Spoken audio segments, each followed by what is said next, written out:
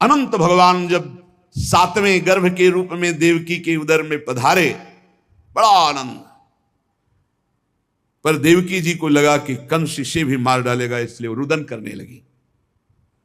विश्वात्मा भगवान ने देखा कि माता को बहुत दुख है और यदुवंशियों को कंस सताए ही जा रहा है, तब अपनी योग माया का स्मरण किया और योग माया को आदेश किया, देवी कल्याणी तुम ब्रज में जाओ, वह प्रदेश ग्वालों और गौओं से सुशोभित है। वहां नंद बाबा के गोकुल में वसुदेव जी की पत्नी रोहिणी गुप्त रूप से निवास कर रही, उनकी और भी पत्नियां कंस के डर से गुप्त स्थानों में रह रही। इस समय मेरा महान अंश, जिसे अनंत शेष जी कहते हैं, देवकी के उदर में गर्भ रूप से विराजमान है। तुम जाओ वहां से उस गर्भ को रोहिणी के उदर में रखो, मैं स्वयं आ रहा हूं। अब विलंब सा आने जा रहा, अब विलंब नहीं सा जा रहा। 7वां जो गर्भ है वो रोहिणी के गर्भ में, और मैं अब स्वयं आ रहा हूं।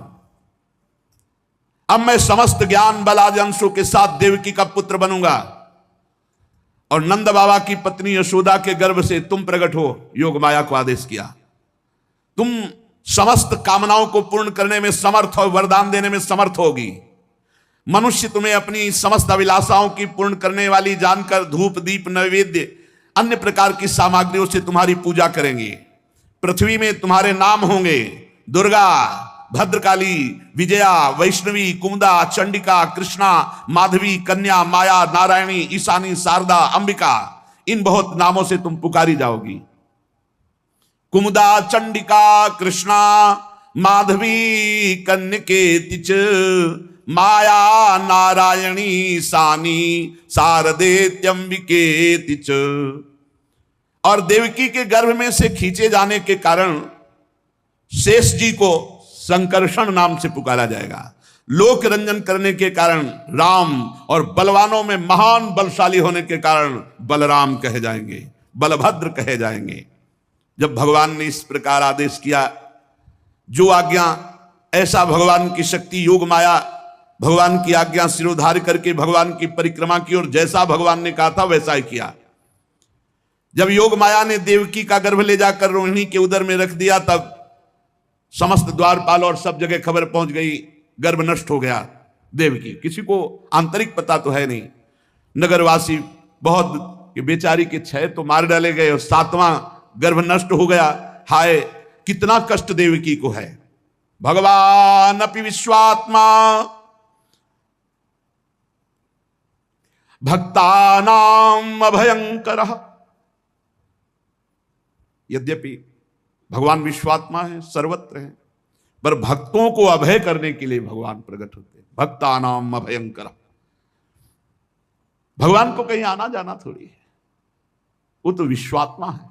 सब जगह कोई कण ऐसा नहीं जो वो ही ना बने हो। वसुदेव जी के मन में अपनी समस्त सामर्थ्य और कलाओं के साथ प्रकट हो गए। वसुदेव जी का तेज सूर्य के समान प्रकाशित, लोगों की आंखें चौंधिया जाती वसुदेव जी को देखने में। बल वाणी प्रभाव से कोई वसुदेव जी को दबा नहीं सकता था। देवकी जी ने उस अंश को धारण किया। भगवान सारे जगत के निवास स्थान हैं। सा देव की सर्व जगन निवास, निवास भूता नितराम नरेजे, भोजेन्द्र गेहे शिखे वरुद्धा, सरस्वती ज्ञान खले यथा सती। देवकी जी भगवान का निवास स्थान बन गई। वैसे सारे जगत के निवास स्थान भगवान है, परंतु जैसे घड़े में दीपक बंद कर दिया जाए तो प्रकाश नहीं होता, जैसे ज्ञान खल की श्रेष्ठ विद्या का प्रकाश नहीं होता, ऐसे कारागार में देवकी की शोभा भी बंद थी। हथकड़ी बेड़ियों से जकड़े हुए। देखो हम भक्ति करते हैं, थोड़ी सी भी कष्ट वृत्ति आती है और भगवान पर हमारी बोले श्रद्धा डगमगा रही। अरे देखो स्वयं इतने महान तप की परब्रह्म परमात्मा पुत्र बनने पर कैसी परिस्थिति है। हथकड़ी बेड़ी से जकड़े हुए हर पुत्र मारा गया। घोर राक्षसी स्वभाव का कड़ा पहरा, कहीं कोई मिल नहीं सकता, कहीं कोई सुविधा नहीं। जे भी कंस को सूचना कि अब की बार तेजस्वी गर्भ है, बहुत तेज है देवकी के चेहरे पर, शीघ्र से शीघ्र मुझे क्या करना चाहिए? कंस घबरा गया। 8वां गर्भ। अब भगवान जिनके गर्भ में, उनका चिंतन करने से ही बुद्धि पवित्र हो जाएगी। ये देखो, जब ब्याह के समय मारने के लिए उद्यत हो गया था, अब तो 8वां गर्भ है, तो उसका देवकी को मारना तो ठीक नहीं होगा। मैं वीर पुरुष हूं, स्त्री को मारना कलंक है। ठीक निर्णय निकल रहा है बुद्धि से। क्यों? क्योंकि अब जिस देवकी का चिंतन कर रहे हैं, उनके गर्भ में ज्ञान समुद्र भगवान विराजमान है। मैं अपने पराक्रम को कलंकित नहीं करूंगा, देवकी को नहीं मारूंगा। एक तो ये मेरी बहन है, फिर स्त्री है, और फिर तीसरी गर्भवती। जो स्त्री को या गर्भवती को, तो उसकी आयु, कीर्ति, लक्ष्मी, बुद्धि सब भ्रष्ट हो जाती, सब नष्ट हो जाती। वो जीवित मुर्दे के समान हो जाता है जो स्त्री के साथ क्रूरता का व्यवहार करता है। उसे मृत्यु के बाद नरक के लोग भी उसे घृणा की दृष्टि से देखते हैं। वो देहाभिमानियों के घोर भोग जहां बड़े कष्टमय होते हैं, उन नरकों को जाता है। यद्यपि कंस ऐसी बुद्धि वाला नहीं था, पर आज वो इस क्रूरता से निवृत्त हो गया। जो विवाह के मंगल चिन्हों को धारण करने वाली देवकी जी का गला काटने को उद्यत था, आज विचारवान इसीलिए है क्योंकि जिन देवकी का चिंतन कर रहा है, वो देवकी जी के गर्भ में सर्वलोक महेश्वर भगवान विराजमान है, जो कर तुम अकर तुम अन्यथा कर तुम है। अब कंस बड़ा व्याकुल रहने लगा। पहरेदारों का कड़ा शासन, रात दिन, किसी का आना नहीं, किसी का जाना नहीं, कोई व्यवस्था नहीं, रात दिन कड़ा पहरा। और कंस रात दिन उठते बैठते चलते फिरते, बस यही कि कान में आवाज आने वाली है कि जन्म हो गया। जहां आंख पड़ती लगता भगवान आ गए। कोई आता, महाराज एकदम कांप जाता, मानो सूचना ही देने वाले, एकदम भयभीत होकर भगवान के चिन्ह। बड़े भाग्यशाली हैं जिनका भय से ही सही भगवान में चित्त जुड़ा है। आसीनः शं विसंस्तिष्ठन् भुंजानः पर्यटन महीं चिंतयानो हृषीकेश मपश्यत् तन्मयम् जगत। कितनी ऊंची स्थिति कंस की हो गई। आसीना, बैठा है, खाता पीता सोता जागता चलता फिरता, हर समय श्रीहरि, कुछ खड़कता श्रीहरि। बोले चिंतयानो हृषीकेश मपश्यत् तन्मयम् जगत। ऐसा गाढ़ चिंतन भगवान का क्यों? जिधर देखता भगवान नहीं नजर आते। अब जो ही भगवान शंकर ब्रह्मा आदि बड़े बड़े लोकपालों ने देखा ईश्वर कोटि के कि भगवान पधारे देवकी जी के गर्भ में, तो सब कंस के कैद खाने में आए। नारद आदि और भी बड़े ब्रह्म ऋषि सब भगवान की स्तुति कर रहे हैं देवकी जी की तरफ नमस्कार मुद्रा में, और सब भगवान की स्तुति कर रहे हैं। सत्यव्रतम सत्य परम त्रिसत्यम सत्यस्य योनिम निहितम च सत्ये सत्यस्य सत्यमृत सत्य नेत्रम सत्यात्मकम त्वाम शरणम प्रपन्नाः। हे प्रभु, आप सत्य संकल्प हैं, सत्य ही आपकी प्राप्ति का श्रेष्ठ साधन है।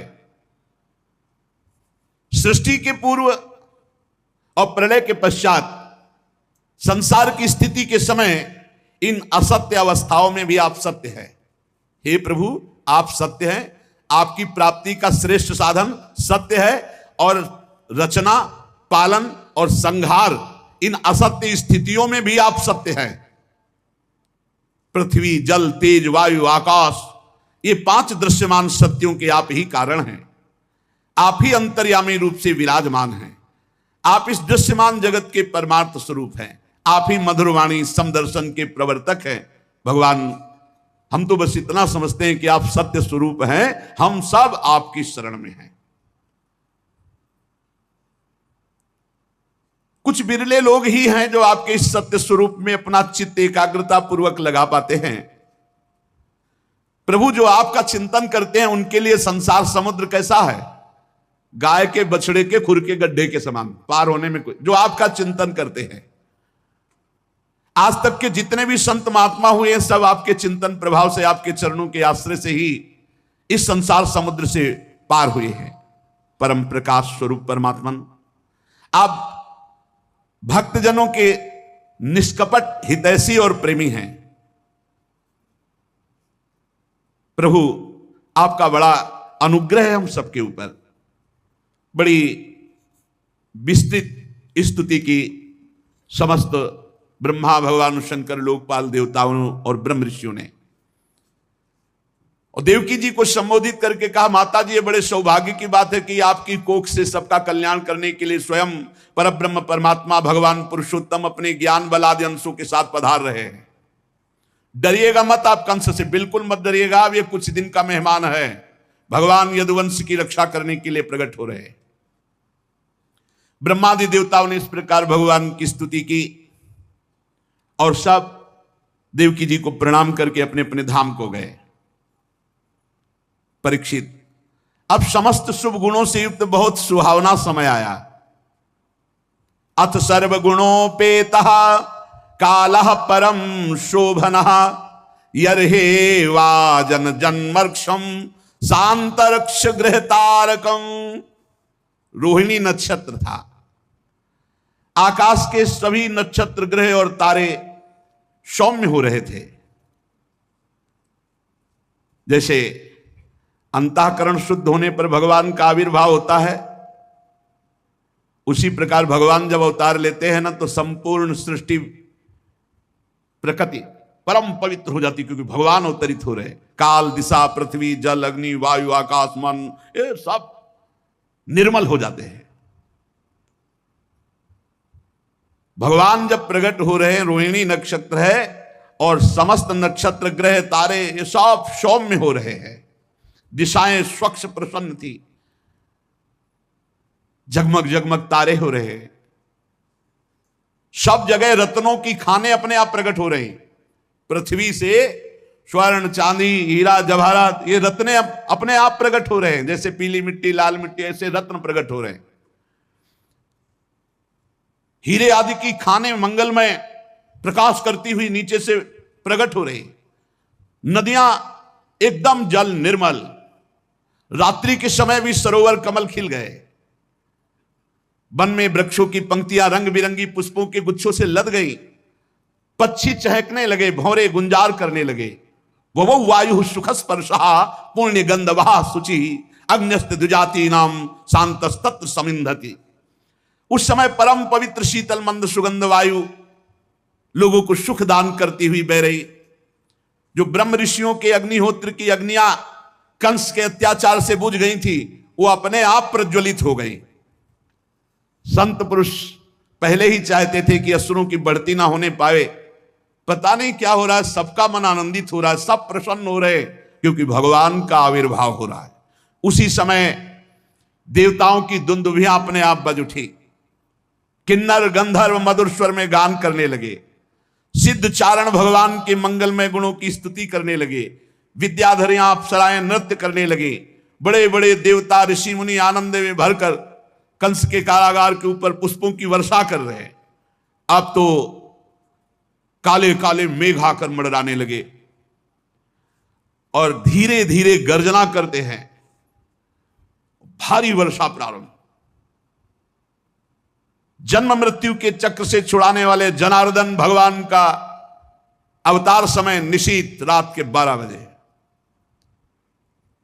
निशीथे तम उद्भूते जायमाने जनार्दले। भगवान स्थूल सूक्ष्म कारण तीनों से परे तुरीय, और जिसको साक्षात दर्शन दे देते हर समय तुरीय अवस्था में रहता है।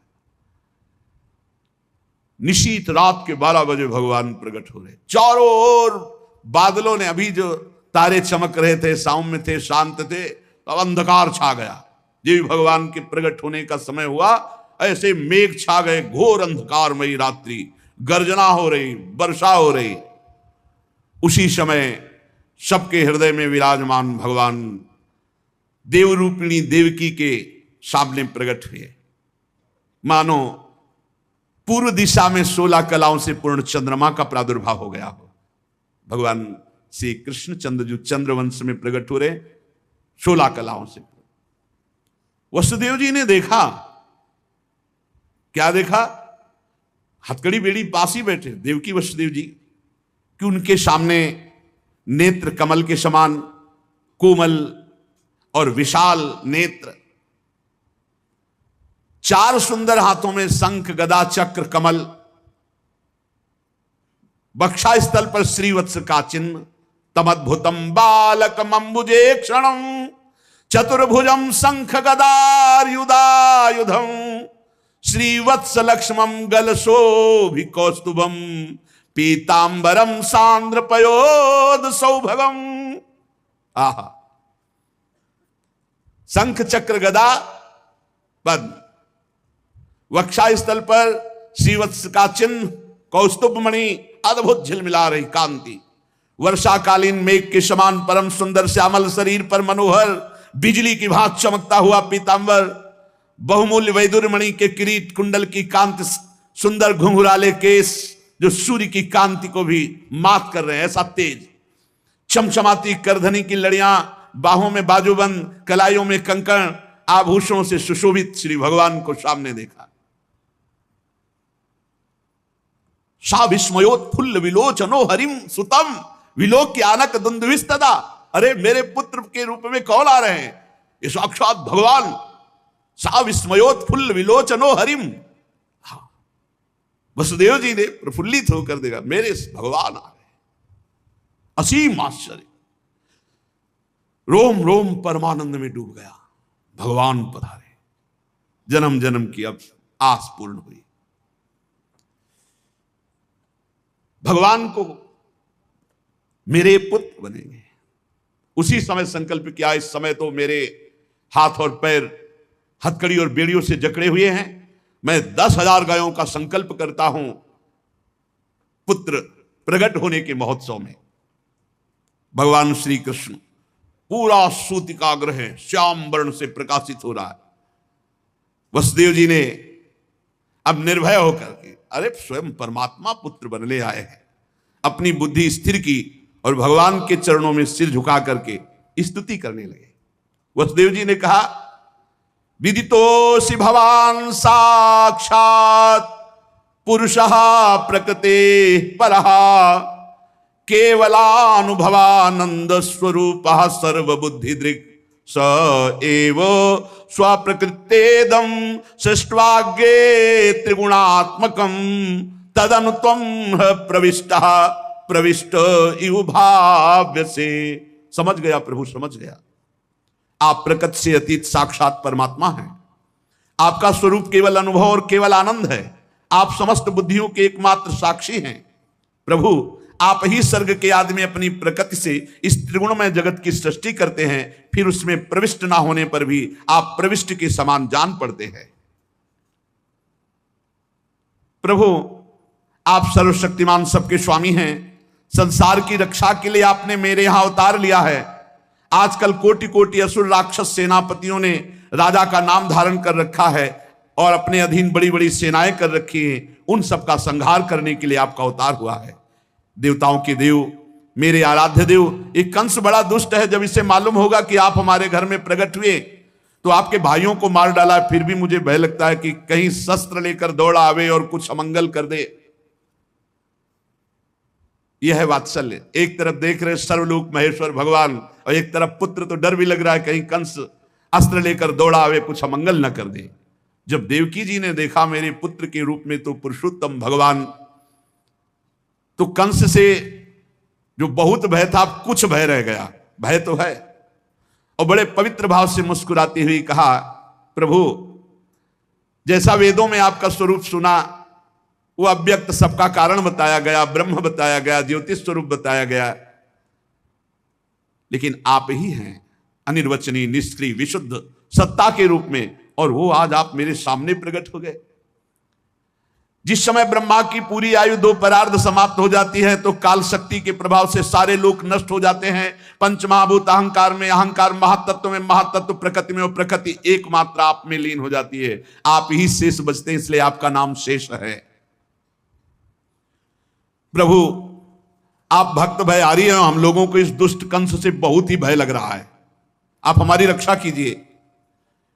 प्रभु, ये रूप आपका देहाभिमानियों के दर्शन योग्य नहीं है। पापी कंस को जब मालूम होगा कि आप मेरे गर्भ से प्रभु आएगा और मेरा धैर्य टूट रहा है, मुझे भय लग रहा है, विश्वात्मन आप पहले भगवत स्वरूप अंतर ध्यान कीजिए और आप बाल रूप हुए, क्योंकि आप बाल रूप का सुख देने के लिए ही तो आए हैं। श्री भगवान ने कहा, देवी स्वयंभू मनवंतर में जब तुम्हारा पहला जन्म हुआ था उस समय तुम्हारा नाम था प्रश्नी और ये वसुदेव श्रुतपा नाम के प्रजापति थे। तुम दोनों के हृदय में बड़े ही शुद्ध भाव थे। जब ब्रह्मा जी ने तुम दोनों को संतान उत्पन्न करने की आज्ञा दी तब तुम लोगों ने इंद्रियों का दमन करके उत्कृष्ट तपस्या की। तुम दोनों ने वर्षा, वायु, घाम, शीत, उष्ण आदि काल के विभिन्न गुणों को सहन किया और प्राणायाम के द्वारा अपने मन के मल को धो डाला। तुम दोनों ने सूखे पत्ते खाकर फिर हवा पीकर केवल तपस्या की। अभीष्ट वर प्राप्त करने की इच्छा से मेरी आराधना की। कितना कठिन तप! मुझ में चित्त लगाकर ऐसा परम दुष्कर घोर तप करते हुए देवताओं के 12,000 वर्ष व्यतीत हो गए। सूखे पत्ते और फिर उन्हें भी छोड़ दिया, हवा वायु केवल 12,000 वर्ष देवताओं के। पुण्यमयी देवी, उस समय में तुम दोनों पर प्रसन्न हुआ क्योंकि तुम दोनों तपस्या, श्रद्धा, प्रेममयी भक्ति से अपने हृदय में नित्य निरंतर मेरी भावना की थी। जैसा मैं आज तुम्हारे सामने प्रकट हुआ हूं ऐसा उस समय भी प्रकट हुआ था और तुमसे कहा वरदान मांगो। तब तुम दोनों ने कहा आप जैसा पुत्र मुझे चाहिए। तो मेरे जैसा तो सिर्फ मैं ही हूं, तो मेरे जैसा पुत्र, तो मैंने ये वरदान दिया कि मैं ही स्वयं तुम्हारा पुत्र बनकर आऊं।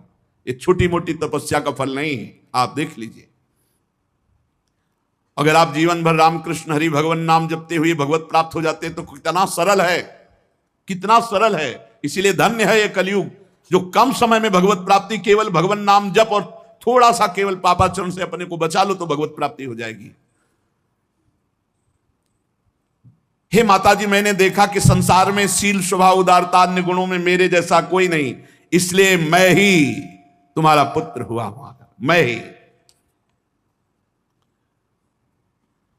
प्रश्न गर्भ से, वामन रूप से, और इस समय तुम देवकी वसुदेव हुए तो वासुदेव की रूप से। एक बार मैं वचन बोलता हूं उसे 3 बार पूरा करता हूं, यह भगवान का है। मेरी वाणी त्रिकाल सत्य है। एक बार तुमने मांगा पुत्र तो प्रश्नी गर्भ, वामन रूप और इस समय वासुदेव रूप, कश्यप आदित्य के रूप में वामन रूप। और मैंने ये रूप इसलिए प्रकट किया कि जब मैं अवतार लेकर मनुष्य शरीर में लीला करूंगा तो मुझे पहचान पाना बहुत कठिन है। इसलिए तुम लोग ध्यान रखना मैं कौन हूं। ये खास बात, एक खास बात ध्यान देने योग्य बात है। भगवान कह रहे हैं कि तुम दोनों मेरे प्रति पुत्र भाव और निरंतर ब्रह्म भाव रखना।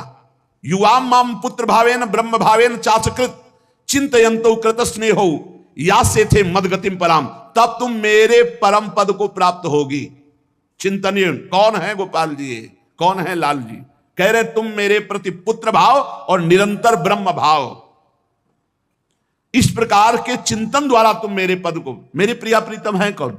देखो हित सजनी जो नहीं कह रहे, जैसे हित हरिवंश करत अपनो जस प्रगट अखिल ब्रह्मांडन, अखिल ब्रह्मांड के अधिपति हैं। पर ब्रह्म परमात्मा तत्व की उपासना हो रही। हमारा भाव है कि वो हमारे यार हैं, हमारे मित्र हैं, हमारे पति हैं, हमारे पुत्र हैं, हमारे स्वामी हैं, जो भाव रख सके, लेकिन है कौन? इसीलिए शांत भाव है। शांत भाव में पूर्ण तत्व ज्ञान हो जाता है। भगवान इतना कहकर चुप हो गए और अपनी योग माया से देखते देखते एक छोटे शिशु के रूप में नीलमणि,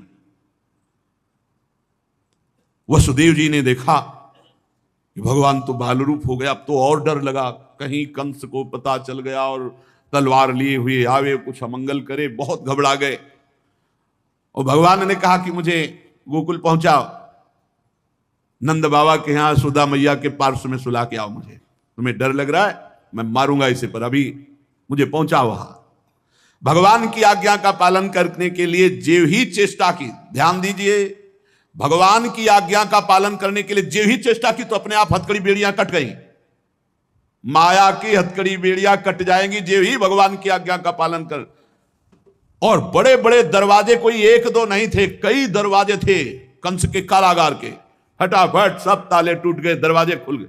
अद्भुत चमत्कार। और जितने पहरेदार घोर राक्षसी स्वभाव के, जिंदा खा जाए ऐसे पहरेदार थे, सब मूर्छित घोर निद्रा में। अब हथकड़ी बेड़ी कट गई, लाला को लेकर के चले। उस समय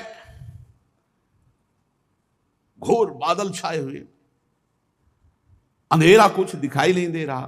कितना कष्ट में जीवन भक्त। अब सोचो, अभी अभी तो प्रकट हुए हैं और अभी अभी त्याग करने जा रहे हैं, अभी अभी त्याग करने। इधर समस्त द्वारपाल सब सोए हुए हैं, वसुदेव जी भगवान को लेकर। वर्षा हो रही, पीछे पीछे गुप्त रूप से शेष भगवान फण धारण के, मेरे प्रभु को बूंदे ना लगे।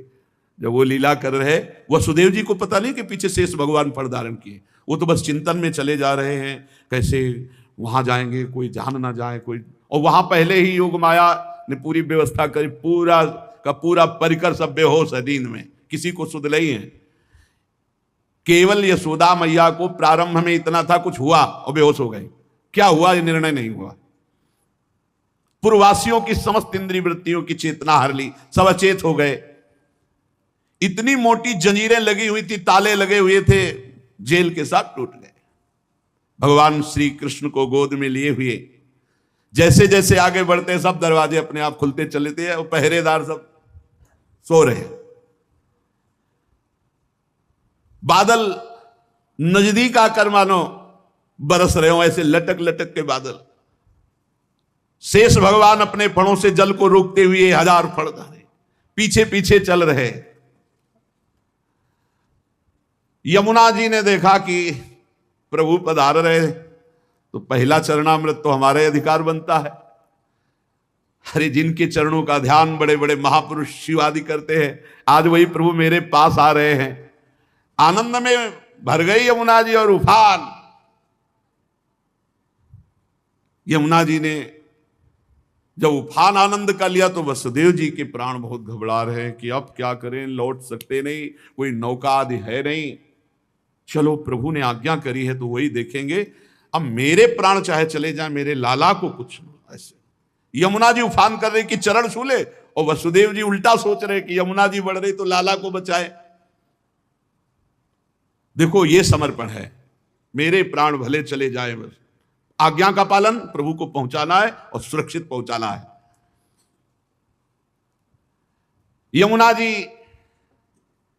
ऐसे थपेड़ जोर जोर से बढ़ रही। भगवान ने कहा बाबा तो और ऊपर उठाते चले जा रहे, तो यमुना जी और बढ़ती चली जाएंगी। एक श्री चरण बड़ा, ये वसुदेव जी को पता ले, जो ही यमुना जी को श्री चरण प्रभु के स्पर्श हुए तो तुरंत नाभिभर हो गई और ऐसे एकदम शांत।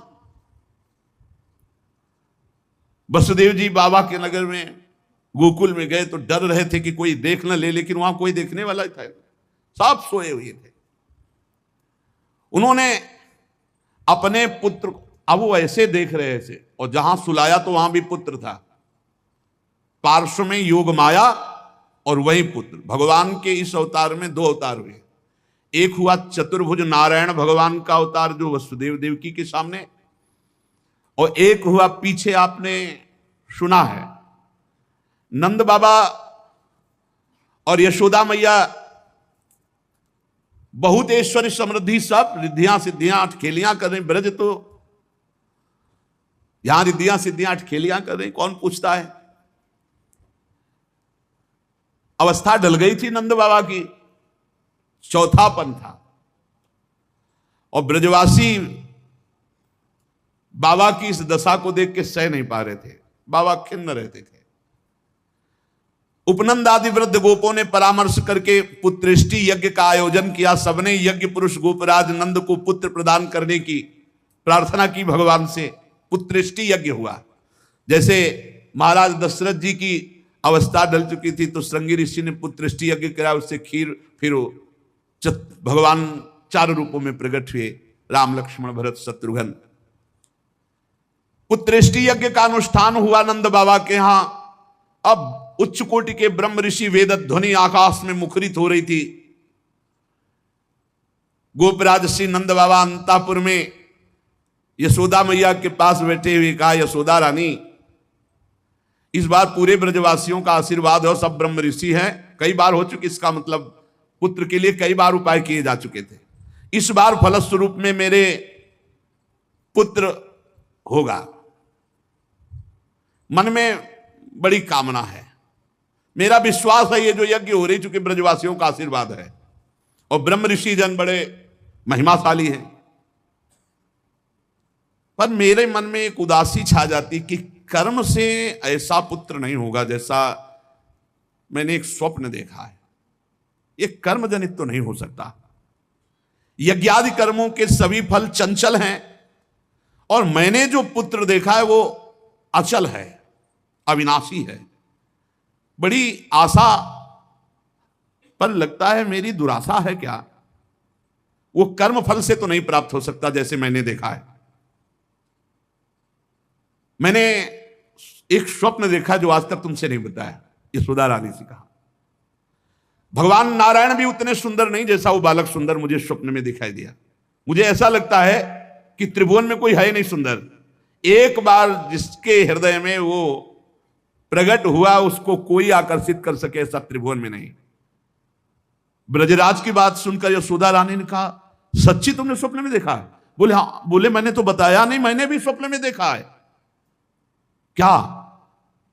बोले मैं नित्य सहधर्मिणी हूं, तुम्हारी सुख दुख की नित्य संगिनी हूं, मैं तुमसे क्या छिपाऊं। जैसे बालक की बात कर रहे हो ना, हमने तो इसलिए नहीं बताया कि आप कहोगे कि तुम्हारा पागलपन है, बिल्कुल वैसे ही मैंने देखा है।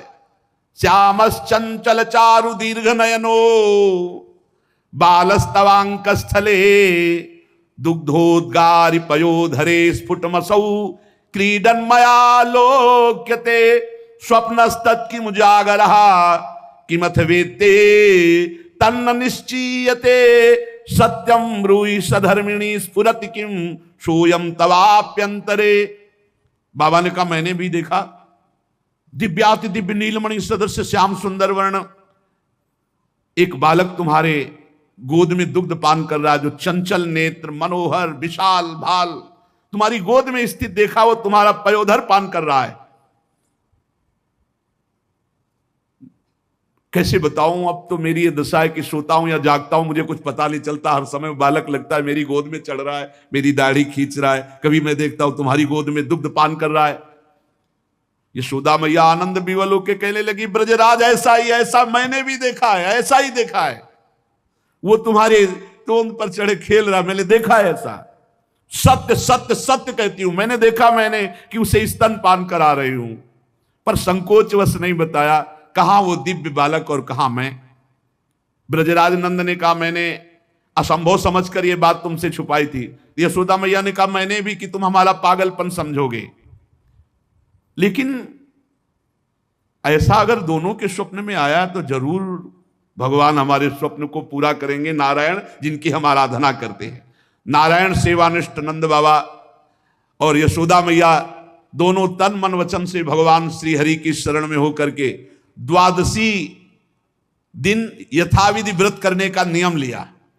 पुत्रेष्टि यज्ञ के बाद द्वादशी व्रत की संख्या वृद्धि के साथ साथ अब वो स्वप्न में देखा हुआ जो दिव्याति दिव्य बालक है वो खुली आंखों झलकने लगा। अब तो भारी व्याकुलता बनी, व्रतानुष्ठान सर्वांग पूर्ण संपन्न हुआ। तो एक दिन देखा कि स्वप्न में भगवान श्री हरि आए और मधुर वाणी में बोले, अहो मयि अभिषक्तौ भक्तौ कथम निर्विद्य खिद्दे थे योषावतसी कुसुम सुषुमः सुकुमारः कुमारः सष्ट्देवान् भवतोर्भवतोः कुमारतया स्फुरति सातु सदा भवतो रेवानुगतः प्रतिकल्पम स्वभक्ति प्रवर्तनाय दिविमत् प्रवर्तित द्रोणधरा रूपांश कलावतो तद्भूरि भाग्यम इत्यादि रीत्या ब्रह्मादलभ्य साक्षात् तत्फल साक्षात्काराय स्वयमेव पृथिव्यां भवतोर्भवतोरेव भवं लभत एव अचिरादेव रुचिरा रुचिरेशा युवयोः सफलतां बलिता। यह आदेश हुआ, नंद यशोदा तुम मुझ में आसक्त और मेरे परम भक्त हो, तुम इतने खिन्न क्यों हो रहे हो? अतसी कुसुम के सदस्य श्याम सुंदर सुकुमार कुमार जो तुम्हारे स्वप्न में जागृत में अनुभूति का विषय बना हुआ है वो मैं हूं। निकुंज विलासी श्री ठाकुर जी ने कहा, जगत में वात्सल्य प्रेम का प्रचार करने के लिए मेरी प्रेरणा से द्रोण और धरा के रूप में तुम स्वर्ग से आविर्भूत हुए हो। कल्पों तपस्या की है मेरी प्राप्ति के लिए, जो ब्रह्मादि के लिए अलभ्य है। सौभाग्य है कि वो तुम्हें प्राप्त हो रहा है। उसी फल का आस्वादन करने के लिए अब तुम तैयार हो जाओ। चिंता मत करो, गोपराज मैं प्रकट होने वाला हूं। समझिए, वहां देवकी वसुदेव के यहां चतुर्भुज भगवान नारायण और यहां निकुंज विलासी श्री ठाकुर जी। श्री यशोदा जी बहुत आनंदित रहने लगी। तो एक दिन समस्त ब्रजवासियों ने देखा कि एक अर्धवृद्धा तपस्विनी स्नातक ब्राह्मण बालक को लिए गोपराज नंद की सभा में पधारी।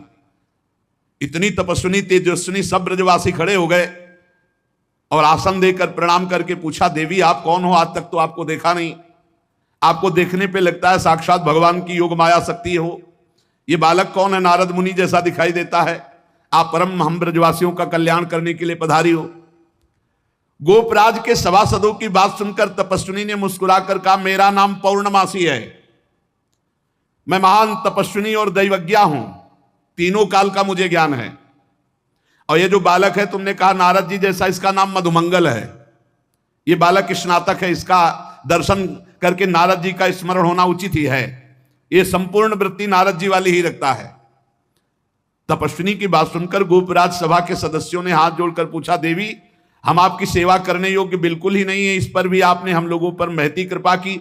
मेरी कुछ समझ में नहीं आ रहा कि आप यहां क्यों पधारी।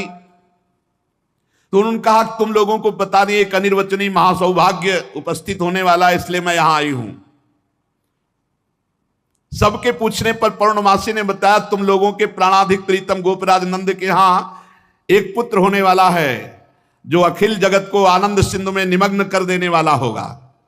पौर्णमासी की बात सुनकर सभी परमानंद में उल्लसित पुलकित गदगद वाणी से कहने लगे, देवी आपके शुभागमन से हमारा ये ब्रज जो है महान तीर्थ हो गया। आपके लिए कृष्णांति के यमुना जी के समीप हम एक पर्णशाला कुटी बना देते हैं।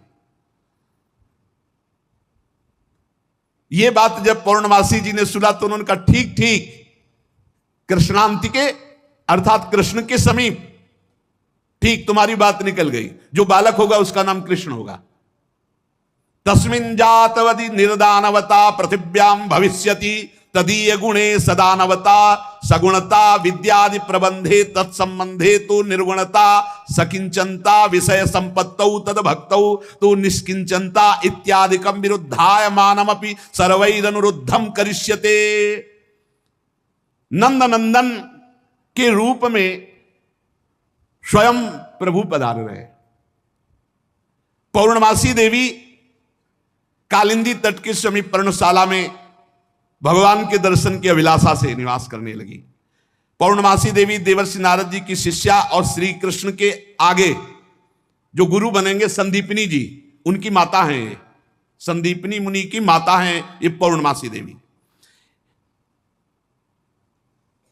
ये महान शक्तिमती थी और श्री कृष्ण की मधुर लीला को सब प्रकार से जानती थी। भगवान की लीला का आनंद बढ़ाने के लिए मस्खरे मनसुखा के रूप में वो मधुमंगल। तो भगवान का जो ऐश्वर्यमय अवतार हुआ वो जेल में, और जो माधुर्यमय अवतार हुआ ये नंद बाबा के यहां। तो जो ऐश्वर्यमय अवतार वापस गया, तो आप देखिएगा अक्रूर जी के साथ अक्रूर जी ने देखा जल में डुबकी लगाकर शेष सैया पर चतुर्भुज नारायण सेन, और हमारे द्विभुज मुरली मनोहर वृंदावनम परित्यज्य पादमेकम न गच्छति, वो कभी यहां से नहीं गए। जो गए तो देखो यहीं से निकलते ही चतुर्भुज हो गए। मथुरा में चतुर्भुज, द्वारिका में हमारे द्विभुज मुरली मनोहर नंद यशोदा के लाडले, वो कभी एक कदम ब्रज से बाहर नहीं गए। तो वहां योग माया के द्वारा नंद बाबा को यह पता ही नहीं चला कि अपने लाला में लाला का समर्पण किया, और पार्श्व में देखा, कन्या उठाया और आ गए। जे ही आए तो जैसे जैसे दरवाजे में प्रवेश करते जाते वैसे वैसे जंजीर ताला सब फिट, और जो ही वहां गए और देवकी जी की गोद में उस कन्या तेवी हथकड़ी बेड़ी जकड़ गई। योग माया के आते ही दरवाजे बंद, हथकड़ी बेड़ी जकड़ गई और पहरेदार जग गए और कन्या जोर जोर से रोने लगी। जो साक्षात भगवती है, पहरेदार भागते हुए गए, कंस से कहा महाराज 8वीं संतान उत्पन्न हुई। अब तो कंस के होश नहीं, वो तो जैसे पागल हो चुका, बाल बिखरे हुए, कई जगह गिरा, दौड़ता हुआ आया, दरवाजे खोले गए, बड़ी घबराहट है, बाल बिखरे हुए, बड़ा भयानक रूप कंस का। जगह और पैर पकड़ा और कन्या को हाथ जोड़ रही। देवकी जी ने कहा भैया मारो मत, आकाशवाणी हुई थी कि पुत्र होगा, ये तो कन्या है, स्त्री जाति है, अभी बच्चा है, आप क्यों मार रहे हो? भैया तुम तो बड़े कृपालु हो, और देखो हमारे कई बच्चे मार डाले तुमने, अब एक कन्या बची, इसे तो दे दो, मैं तुम्हारी छोटी बहन हूं, बहुत दीन हूं। बड़ा प्रार्थना की, लेकिन वो देवकी जी रोती रही, पैर पकड़ करके कन्या को एक चट्टान पर मार। और ये कन्या कोई साधारण कन्या तो थी नहीं, आद्या शक्ति महाभगवती। हाथ से छूट गई और सामने आकाश में देखा तो 8 आयुध, दिव्य माला वस्त्र चंदन मणिमय आभूषणों से विभूषित, धनुष त्रिशूल बाण ढाल तलवार शंख चक्र गदा। देखा सिद्ध चारण गंधर्व अप्सरा किन्नर सब स्तुति कर रहे अंबा की। और उस समय देवी ने कहा है मूर्ख, तेरी सामर्थ्य नहीं कि तू मुझे मार सके, और तू जिसे सोच रहा ना कि मैंने मिटा दिया, अरे तेरे मारने वाला पैदा हो चुका है। निर्दोष की हत्या करने वाले, अब तू बच नहीं सकता, कहीं भी भाग के जा, तेरे मारने वाला पैदा। आप कंस के दिमाग में आया कि संतान तो 8वीं पुत्र होनी थी, पैदा हो चुका, ये आकाशवाणी झूठ कैसे बोल सकती? तो पैदा तो देवकी के यहां ही होना चाहिए। बड़ा आश्चर्य हुआ। फिर उसने हाथ जोड़ा देवकी वसुदेव जी की, व्यर्थ में हमने आपको कष्ट दिया आकाशवाणी, आप मुझे क्षमा कीजिए बहनोई जी और बहन जी।